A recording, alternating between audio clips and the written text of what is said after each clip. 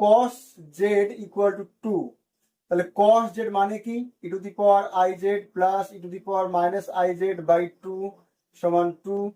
This imply আমরা এটাকে গুণ করে দিচ্ছি, তাহলে 4 হবে ওদিকে, আর এদিকে কি হবে, e to the power iz plus e to the power minus iz সমান 4। দিস ইমপ্লাই যদি e to the power iz দিয়ে গুণ করে দিই তাহলে e to the power 2iz হবে, এটা মানে iz স্কোয়ার, আর এটা হবে তোমার 1, আর এটা হবে তোমার 4 e to the power iz, তাই তো।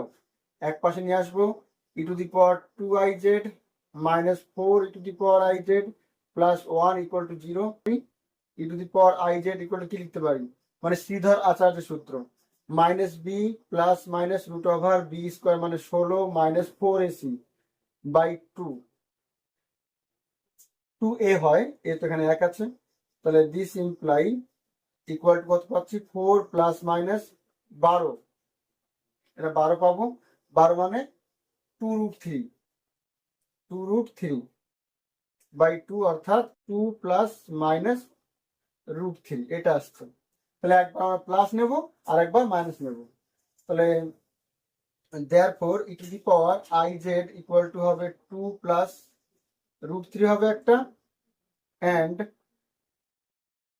e to the power iz 2 minus √3 হবে একটা। ক্লিয়ার?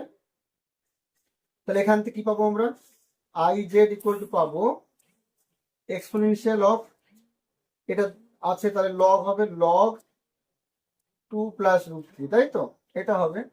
তাহলে এর লগ করলে কত হবে, লগ মড এটা, তাহলে লগ মানে এর পরমান এটাই হবে, যা তাই হবে, মড করলে পরে এটাই থাকবে।